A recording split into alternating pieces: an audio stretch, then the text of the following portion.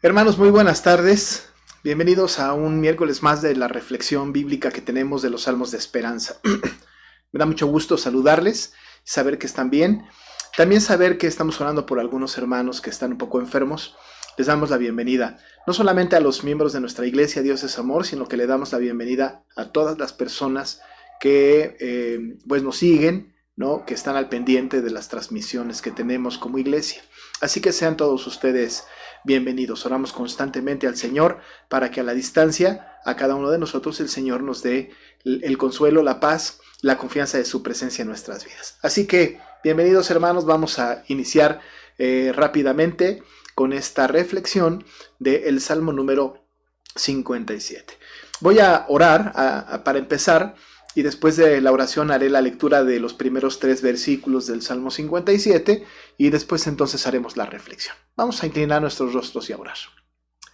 Padre, te damos muchas gracias por este tiempo que nos das de miércoles, como cada miércoles desde hace algunos meses, en donde hemos encontrado, Señor, riqueza profunda en tu palabra, consuelo, alimento, dirección, y nos sentimos nosotros privilegiados porque tenemos tu palabra. Padre, ayúdanos para que podamos distinguir con claridad tu voluntad en medio de tu palabra y que sepamos hacia dónde quieres que nosotros vayamos. Bendice a cada uno de mis hermanos que están ahí viendo y escuchando, y que cada uno, Señor, entienda y sepa que tú eres el Dios protector, el Dios que refugias a todos tus hijos. Padre, gracias. Gracias por este tiempo. Lo ponemos en tus manos ahora, en el nombre de Jesús. Amén. Bien, hermanos, vamos a seguir adelante con estas reflexiones de los salmos de esperanza. Hemos reflexionado sobre muchos salmos, ha sido muy bueno, ha sido muy edificante. Hemos aprendido algunas cosas nuevas, otras las hemos recordado, pero no hay duda, aun y cuando hayamos pasado por un salmo muchas veces y que lo hayamos estudiado muchas veces y que lo hayamos también analizado y oído en la predicación muchas veces, siempre cobra un nuevo sentido para nosotros. Hoy quisiéramos concentrarnos en los primeros 3 versículos del Salmo número 57. De tal manera que voy a leer este texto y le voy a pedir que tenga atención a la lectura de esta palabra, de los 3 versos de este maravilloso Salmo. Dice el Salmo: Ten misericordia de mí, oh Dios, ten misericordia de mí, porque en ti ha confiado mi alma. Y en la sombra de tus alas me ampararé, hasta que pasen los quebrantos. Clamaré al Dios Altísimo, al Dios que me favorece. Él enviará desde los cielos y me salvará de la infamia del que me acosa. Hasta ahí la palabra del Señor. Hemos dicho en el pasado que tenemos que tener una lectura correcta de los salmos.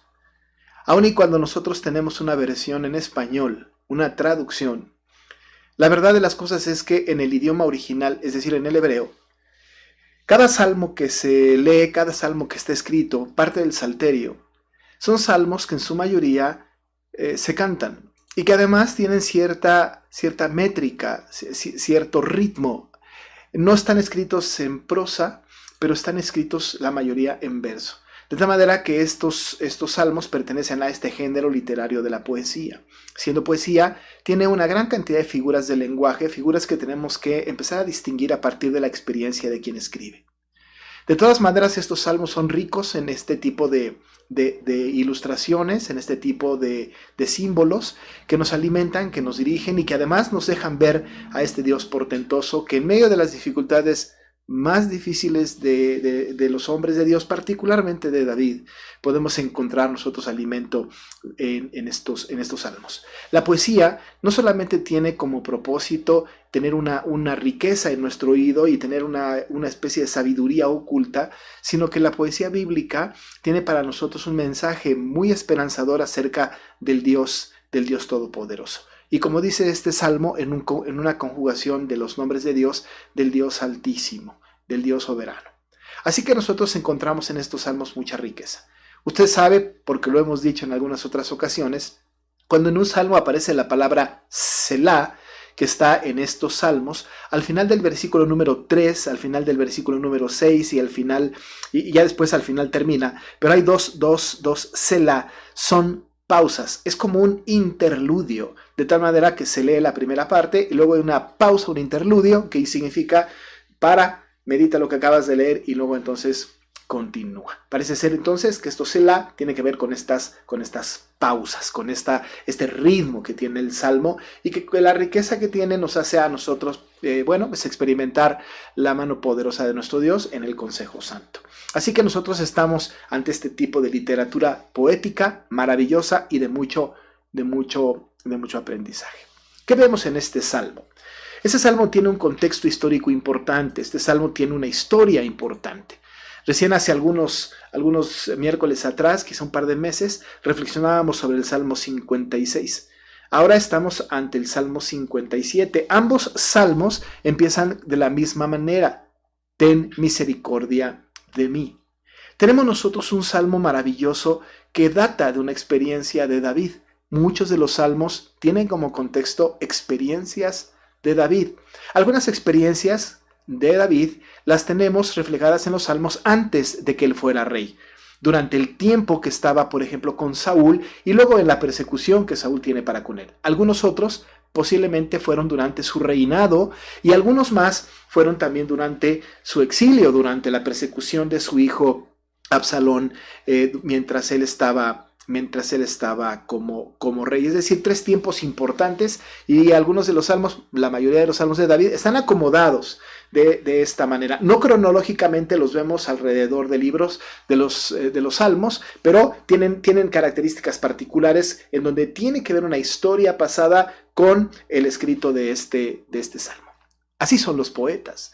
Los poetas escriben sus experiencias, lo que hay en su corazón, lo que hay en su mente, las experiencias que viven, y David no es de excepción. David va a escribir, inspirado por el Espíritu Santo, hombre conforme al corazón de Dios, sus experiencias y las va a traducir en experiencias con Dios. Es decir, analiza su propia experiencia, pide al Señor algunas cosas, pero por supuesto narra esta experiencia que tiene con Dios y cómo enfrenta las situaciones que él vive delante de Dios. Pero ¿cuál es el contexto? ¿En dónde estamos ubicados cuando hablamos de este salmo? Este salmo tiene una inscripción hasta arriba, al principio, que como hemos dicho insistentemente, el texto que está arriba del salmo, al inicio del salmo, que está con letras negras, eso es un título que se le puso posteriormente para tener una especie de dirección respecto del contenido del salmo. Esta palabra que está, o estas palabras que están en negro como plegaria pidiendo ser librado de los perseguidores, esta no es palabra inspirada. Esto es solamente una inscripción que se ponen o que ponen los traductores para dirigir la atención del lector. No es palabra inspirada. Pero lo que sí es palabra inspirada es el texto que a continuación está, como siempre insistimos. Estas palabras, estas frases con letra muy pequeña en itálica y que están como inscripción para este salmo. Dice esta inscripción: al músico principal sobre no destruyas, Mictam de David cuando huyó de delante de Saúl a la cueva. Hemos hablado un poco acerca de lo que significa el músico principal, del Mictam de David, etc. Pero vamos a concentrarnos en la inscripción final, es decir, lo último que dice este pequeño párrafo que nos orienta un poco al respecto del salmo. Dice, cuando huyó de delante de Saúl a la cueva. Solo con esta inscripción nosotros podemos identificar inmediatamente que este salmo fue escrito en el tiempo antes de que David fuera rey. Si hubiese sido escrito en el momento del reinado de David, no menciona a Saúl. Nosotros recordamos que el rey o el pueblo de Israel tuvo rey o fue un pueblo monárquico a partir de Saúl. Saúl fue el primer rey sobre Israel.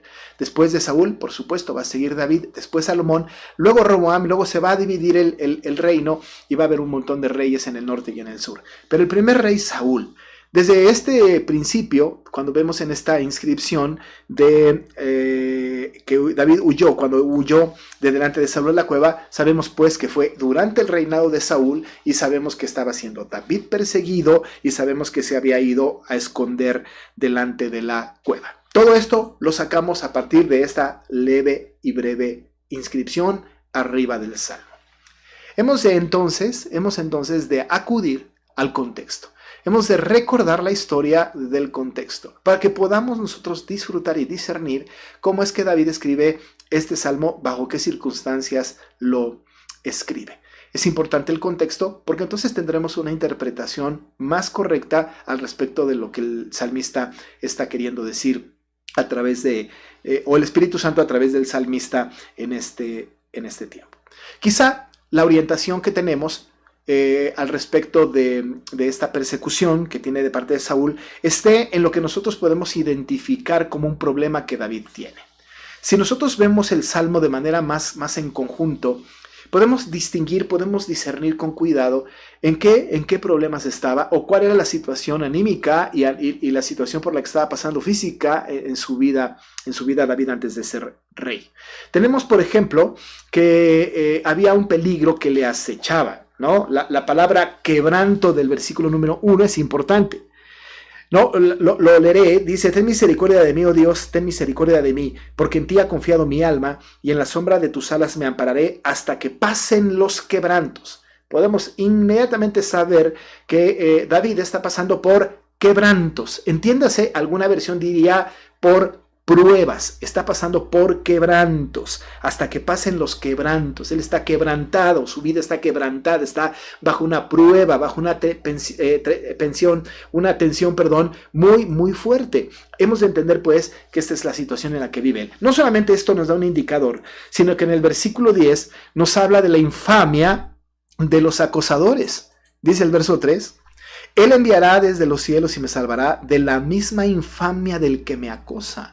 Había vituperio, había infamia de personas que lo perseguían, y por supuesto, ahora que platicamos un poco del contexto, nos vamos a dar cuenta de que verdaderamente había gente que le señalaba y que le infamaba, y que entonces lo señalaba para perseguirlo y para dar noticias a Saúl del paradero de David que estaba huyendo. Pero es bastante más descriptivo los versículos que siguen. No los leímos, pero se los leo.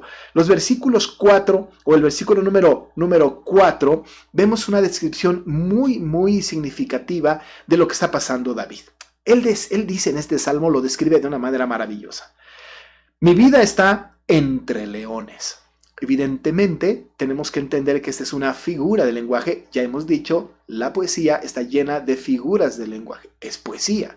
Hemos de entender entonces que verdaderamente no son leones los que están alrededor de David, sino personas, circunstancias que como leones fieros están a su alrededor. Dice además: estoy echado entre hijos de hombres que vomitan llamas. Y continúa: sus dientes son lanzas y saetas, y su lengua espada aguda. Y podemos pensar que cuando él habla de la infamia de los que me acosan, está todo esto involucrado, porque la infamia de quienes los acosan son como leones. Están echados entre los hijos de los hombres que vomitan llamas, sus dientes son lanzas y saetas, y su lengua espada aguda. ¿Se imagina? Esa es la descripción que David nos da acerca de lo que está pasando en medio de su persecución, en medio de lo que está viviendo. Y claro, él está experimentando esto. Y lo pone de una manera poética. Y lo pone de esta manera para que podamos nosotros distinguir la metáfora y poder saber la intensidad de lo que le está pasando. La intensidad de lo que está viviendo. Ese es el problema que tiene David. Pensaba yo esta mañana, cuando escribía el devocional que mandé esta mañana, en este texto, estaba pensando que nosotros, por ejemplo, hoy día estamos pasando por una situación muy compleja, ¿no? Difícil, ¿no es cierto? En realidad no tenemos a una persona que nos esté persiguiendo. Quizá, ¿no? Es posible que sí, pero me parece que no.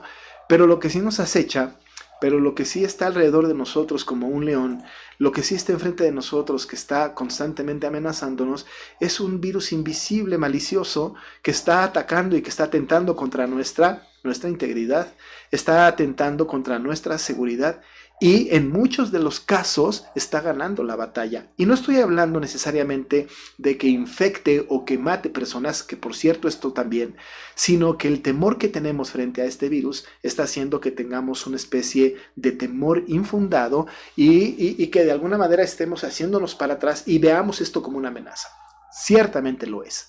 Ciertamente tenemos que tener cuidado. Pero ante esta circunstancia venimos a la Escritura y buscamos qué hacen los hombres de Dios cuando se encuentran en esta condición. Platiquemos un poco acerca de lo que está pasando, con David, en el contexto de este maravilloso salmo. El contexto lo encontramos en 1 de Samuel, particularmente en los capítulos 21 y 22. Esos acontecimientos que David vivió después de haber dejado a su amigo, hijo de Saúl, Jonatán. Después de haberlo dejado a él ya había expresado en el capítulo número 20 de 1 de Samuel, verso 3, que solamente había un paso entre él y la muerte. Él sabía que de un momento a otro iba a morir, que había solo un paso. Él se sentía con la inminente muerte. Y ahora, la inminente muerte de David no tenía que ver con un virus, nosotros ahora sí. Pero él no, él tenía que ver su inminente muerte con la persecución que Saúl empezó a hacer para matarle. No quería buscarlo y encontrarlo Saúl para reconvenirle, para regañarle, para llamar su atención o para convencerlo. Saúl lo que quería era matarlo. Y él confiesa a su amigo Jonatán y le dice, hay un paso en 1 de Samuel 23, hay al final un solo paso entre mí y la muerte. Entre la muerte y yo. Así que entonces está en esta condición David. Después de que huye de un artilugio que tiene con Jonatán y él logra huir, en esa huida Saúl sigue persiguiéndolo. Saúl no va a descansar hasta que encuentre a David y insisto, no para reconvenirle, sino para aniquilarle. Lo quería matar. Él entonces empieza a huir. Y en su huida va a llegar, según nos narra la historia, en primer término con el sacerdote Ahimelech en Nob. Y usted se acuerda la historia, va a llegar a Nob con el sacerdote Ahimelech. Estando ahí con el sacerdote Ahimelech y después de que le da el pan de la mesa de la proposición a él y a sus hombres que no han comido, que por cierto David tiene que decir que están puros, que no han tocado mujer, etc. Después de que hace esto, se da cuenta de que en medio o estando ahí en este mismo lugar está uno de los siervos de Saúl, ¿no? Uno de los siervos que servía, era el príncipe, según la escritura, el príncipe de los pastores. Se trataba de este príncipe, de este siervo de Saúl, Doeg Edomita. Y él, por supuesto, era de Saúl y él podía verle y podía entonces avisarle a Saúl que David estaba ahí en Nob y entonces venir a apresarlo. David se pone muy nervioso y entonces pide a Ahimelech que le dé una espada. Ahimelech le dice, no hay mejor espada que la de Goliat con el que luchaste, toma la espada de Goliat, y David huye. En la huida o en la continuación de su huida, porque hay gente que le está acechando, hay perseguidores, hay quienes tienen lengua como espada aguda, como posiblemente hubiera sido Doeg Edomita, entonces se va a trasladar hasta Gad con el rey Aquis. En Gat, estando con el rey Aquis, se encuentra con una nueva sorpresa. Los siervos de Aquis se dan cuenta de quién es David. Para este momento, David, pues era bastante conocido, muy conocido por la batalla que había librado contra Goliat. Los siervos de Aquis se dan cuenta de David, lo reconocen y le dicen a Aquis, ¿que no es este de quien se decía hirió Saúl a sus 1000 y David a sus 10,000? Fue suficiente para que David supiera que ahí tampoco era un lugar seguro. Ya lo habían descubierto. Justamente antes, en Nob, con Ahimelech, le había descubierto, hoy estaba a punto de descubrirle Doeg Edomita. Pero ahora cuando se viene a Gat con el rey Aquis, ahí sí que lo reconocen y empiezan a hablar acerca de que este es de quien se hablaba. Y sabía perfectamente David que esto era una señal de que tenía que huir de este lugar. Así que después de algún acontecimiento bastante ridículo que nos narra la Biblia, en el sentido de que tiraba baba por todos lados David para hacer como si estuviera loco, ¿no? Que hay varias interpretaciones de esto. Finalmente, Aquis piensa que no quiere locos en medio de él y le permite que se vaya y lo echa. Esta persecución que está teniendo David, quiero que nos imaginemos nosotros cómo está sintiéndolo él. ¿Qué experiencias está teniendo? ¿Cómo lo asimila en su ser? ¿Se entrega? ¿Se deja morir? ¿Deja de luchar? ¿Qué es lo que tiene que hacer? Él había recibido la promesa de parte de Samuel, que era el que había mandado a reconocerle ante su familia, y él sabía que tenía que permanecer. De alguna manera, nosotros sabemos que David tenía este conocimiento de que tenía que ser rey para Israel. Y además sabemos que David era un hombre conforme al corazón de Dios. En el gran proyecto, en el plan de Dios, en el gran plan de Dios, David tenía que continuar. David seguramente lo sabía y continúa su viaje. Él se sabe resguardado, él se sabe protegido por el Señor. Y se va. Y huye de en medio de Ahimelech de Doeg Edomita, y también huye de los siervos y de la persecución que puede resultar la visita con Aquis, rey de Gat. Y se va. Quizá por esto, ¿no?, encontramos en la escritura que él habla de la infamia de sus acosadores. Mi vida está entre leones, porque está con una sensación de persecución muy, muy, muy fuerte. ¿Y qué es lo que hace? Bueno, pues lo que él hace es que se autoconfina en una cueva. Aquí es donde tenemos algunas similitudes con nosotros. Porque nosotros, ante la amenaza del virus, que ya decía yo es malicioso, invisible, descarado, ¿no es cierto? Lo que ha resultado de esta amenaza es que nos hemos tenido que resguardar, nos hemos tenido que autoconfinar, nos hemos tenido que encerrar. Y por cierto, este es un encierro quizá no tan voluntario, pero lo hemos hecho en voluntad propia. Es decir, hemos recibido instrucciones de las autoridades de que nos encerremos y lo hemos hecho de manera voluntaria. No ha habido toque de queda, no hay una orden soberana, no hay penalización para los que salgan, sino que es una recomendación, pues, de alguna manera bastante directa y fuerte para decirnos no salgan. El principio de no salir tiene que ver con que evitemos de alguna manera ser contagiados y o contagiar a otros de este virus COVID-19, el famoso coronavirus. Nosotros también nos autoconfinamos. Estamos metidos en la casa. David se metió en una cueva. Se autoconfinó por toda la situación que estaba viviendo. Se puso, pues encerró en la cueva. Estando en la cueva de Adullam, nos diría 1 Samuel 22:1, la famosa cueva de Adullam. Va a llegar David allí. Y estando ahí, se le va a unir un ejército de 400 personas. Su familia, pero quiero que noten qué tipo de ejército va a ser conformado con David. Las características de este grupo es todos los afligidos, todos los que estaban endeudados y todos los que se hallaban en amargura de espíritu. Este era el ejército de David. Un ejército que, por cierto, no estaba capacitado para luchar. Un ejército que verdaderamente estaba preocupado más por sí mismo, porque había endeudados, porque había afligidos, porque había personas con amargura de espíritu.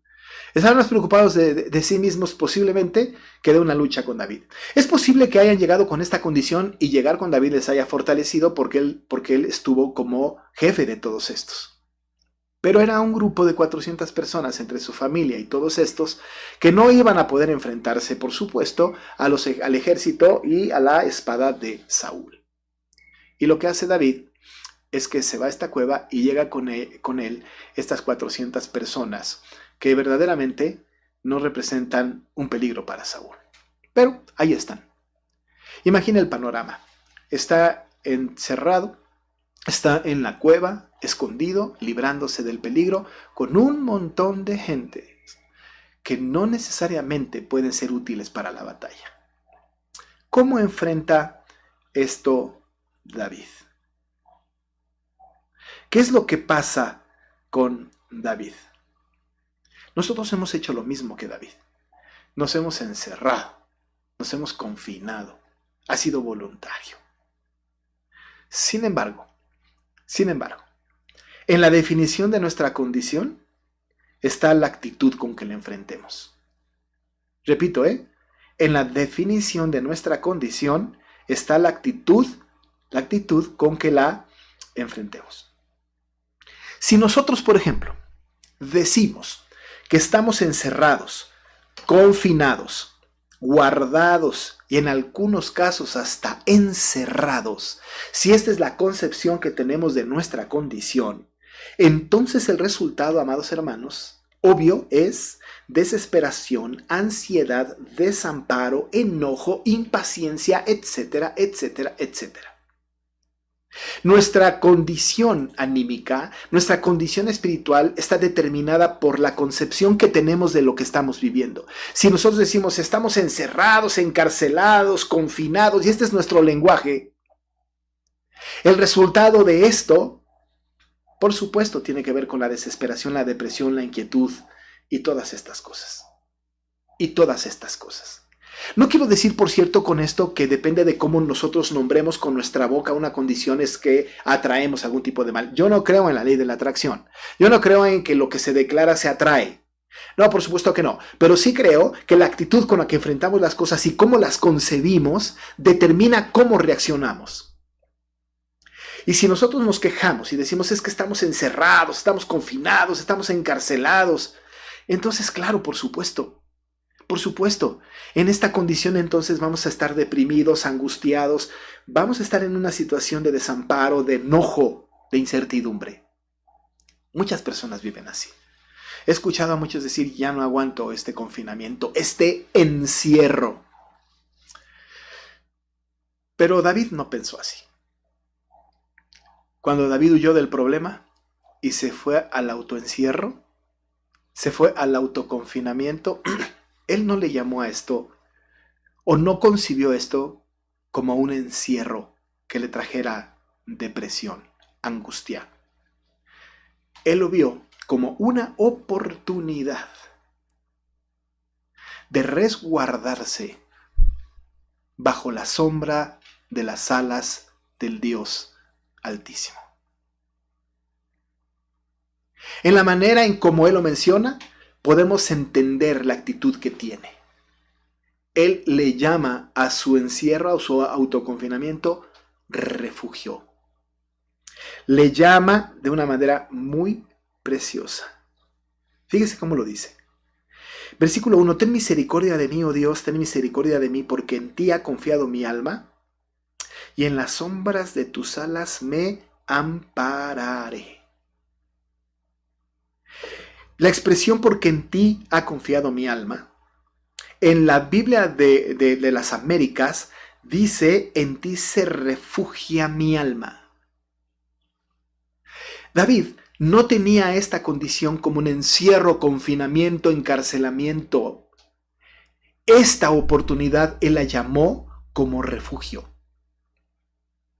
como amparo, en donde ahí, en esta condición, metido en esta cueva por los problemas, podía experimentar el refugio y el amparo de su Señor. Y él le dice a Dios, ahí, en ese lugar, encerrado, ten misericordia de mí, oh Dios, porque en ti ha confiado mi alma. Y en este refugio, él ve la cueva, no como un lugar hostil para él, no como un lugar que ya no aguanta más, sino que la interpretación que David tiene de esta cueva es la sombra de las alas del Señor. Porque él dice, y en la sombra de tus alas me ampararé. Es una figura de lenguaje, por supuesto. Dentro o fuera de la cueva es una figura de lenguaje que habla del cuidado paternal, providente, protector del Señor. Pero en la condición en la que se encuentra en la cueva, por supuesto que la cueva representa un lugar de refugio. La cueva representa las alas del Señor con que Él se amparaba.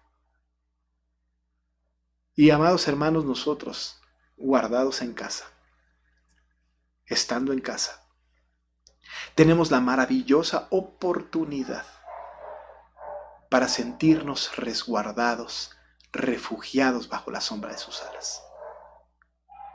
Si salimos, o cuando salimos, siempre estamos en riesgo. Pero además, cuando llegue a casa, o cuando esté en casa, no se sienta como encerrado, ni confinado, ni encarcelado. Debemos sentirnos refugiados bajo la sombra de las alas del Señor. Es ahí en donde puede David reflexionar y concluir que su alma confía plenamente en el Señor, en la cueva de Adulam. Es ahí en esa cueva, en este aparente encierro voluntario, que experimenta el amparo de su Dios con la hermosa metáfora de la sombra de sus alas.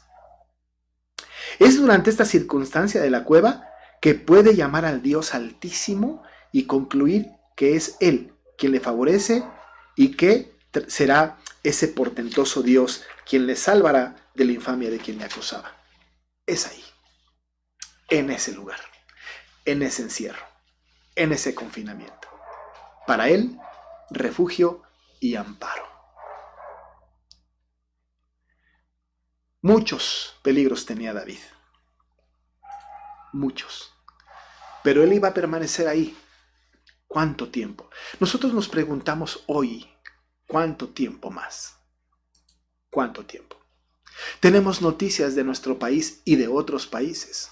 Noticias, por ejemplo, en España o en algunos lugares de Estados Unidos, en donde dejaron que salieran las personas otra vez a tener su vida normal y han regresado a lo que a nosotros en México le llamamos semáforo rojo, porque se ha incrementado la infección. ¿Cuánto más? ¿Qué vamos a hacer nosotros?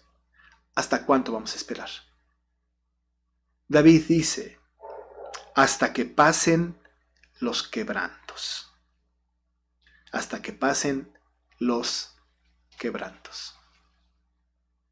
Diríamos, ¿no? En nuestro lenguaje, en nuestro tiempo, hasta que pase la amenaza de este virus, hasta que haya una vacuna, hasta que esto ya no sea amenaza para nosotros. Y si es mucho tiempo o poco tiempo, mientras que estemos en casa, no debemos considerarlo como encierro, confinamiento, encarcelamiento. Debemos aprovechar, amado hermano, es una maravillosa oportunidad que Dios nos da para estar refugiados bajo la sombra de sus alas, para meditar en Él, para suplicar misericordia, para alejarnos un poco de las circunstancias cotidianas y que podamos venir al Señor, que es nuestro refugio, nuestro amparo, y poder depender de Él completamente.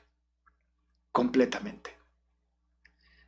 No quiero alegorizar la Escritura, pero ciertamente, esta circunstancia que vivimos nosotros de encierro es una especie de cueva de Adulam. Pero aquí,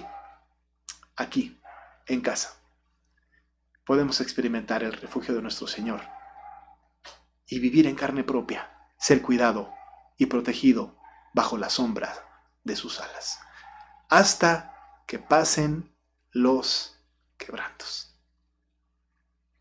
No nos quejemos. Aprovechemos, hermanos, el tiempo, porque cuando esto pase, ¿quién sabe si vuelva a haber otra ocasión en que tengamos esta gran oportunidad de estar en casa, refugiados bajo la sombra de sus alas? Pido a Dios que pronto pase esto. Pero mientras no, aprendamos la lección y vivamos contentos, felices, bajo el cuidado protector del Dios Altísimo. Oremos. Padre, muchas gracias por esta palabra que nos enseñas. Este maravilloso salmo, esta historia tan interesante que nos muestra cómo David se fue a meter a un encierro, a una cueva, y ahí, en ese autoconfinamiento, él lo percibe como un refugio, como un amparo. Clama a ti, pide a ti, pero en medio de esta situación, él sigue considerándose cuidado bajo la sombra de tus alas, bajo tu amparo, bajo tu cuidado, y seguiría ahí hasta que pasaran los quebrantos. Gracias, Señor, gracias por tu palabra. No permitas que nosotros nos quejemos de esta condición, sino que la aprovechemos para estar en comunión contigo, nosotros y nuestra familia. Gracias, Padre, por este tiempo de reflexión breve. Lo agradecemos en el nombre de Jesús. Amén. Pues, amados, esta es la reflexión del miércoles del Salmo, el Salmo número 57. Le deseo buenas noches. Anhelo que esté bien. Seguimos orando por sus necesidades. Ore por las nuestras. Le doy muchas gracias a Dios por su vida y por la oportunidad que tenemos de reflexionar su palabra. Buenas noches y hasta luego.